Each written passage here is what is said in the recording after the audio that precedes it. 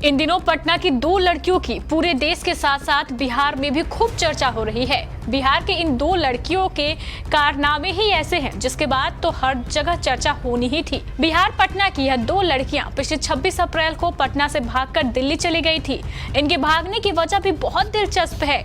यह दोनों एक दूसरे से प्यार करती है और शादी करना चाहती है। क्यों, चौंक गए ना आप? लेकिन यह सच है। पटना की दो लड़कियां आपस में शादी करना चाहती हैं। नमस्कार, केबीसी न्यूज में आपका स्वागत है और मैं हूं आपके साथ मुना। पटना एसपी आवास पर उस समय हंगामा मच गया जब दो लड़कियां अपनी गुहार लेकर एसपी आवास पहुंची। इन दोनों लड़कियों की बात सुनकर हर कोई हैरान था। यह दोनों लड़कियां आपस में शादी करना चाहती थी। यह दोनों लड़कियां खुद को बालिग बता रही हैं। इन दोनों लड़कियों में बड़ी लड़की का नाम श्रेया घोष है जिसकी उम्र 22 वर्ष है, जबकि छोटी लड़की का नाम तनिष्क श्री है जिसकी उम्र 19 वर्ष बताई जा रही है।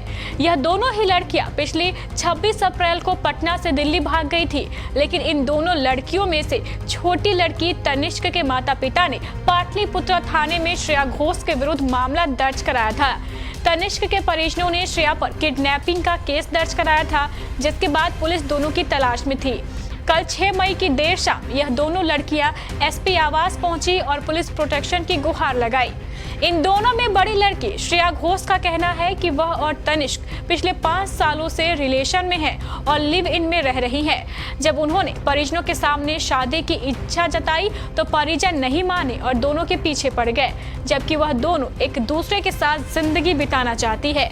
छोटी लड़की तनिष्क का कहना है कि वह जब भी शादी करेगी श्रेया से ही करेगी, उसका साथ कभी नहीं छोड़ेगी। जैसे पटना पुलिस को ये सूचना मिली दोनों लड़कियां एसपी आवास पहुंची है तो पुलिस तुरंत मौके पर पहुंची और दोनों लड़कियों को गिरफ्तार कर थाने ले आई। दोनों लड़कियों ने खूब ड्रामा किया, कभी एक दूसरे को गले लगाती तो कभी एक दूसरे का हाथ थामती।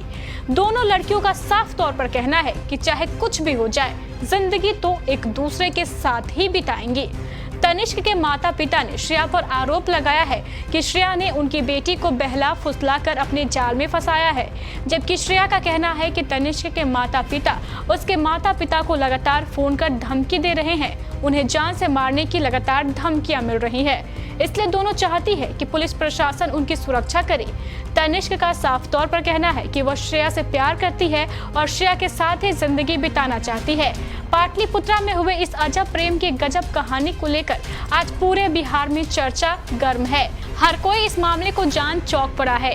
तनिष्क के माता पिता ने किडनैपिंग का केस तो दर्ज करा दिया है, लेकिन पाटलिपुत्रा पुलिस ने भी इस मामले में गंभीरता दिखाई है और दोनों को थाने ले गई। अब ये अजब प्रेम की गजब कहानी कहां जाकर खत्म होती है और क्या श्रेया और तनिष्क एक साथ हो पाती हैं? अब पटना में घटी अजब प्रेम की गजब कहानी में क्या यह दोनों लड़कियां आपस में शादी कर पाएंगी, जिंदगी बिता पाएंगी? यह देखना भी दिलचस्प बात होगी।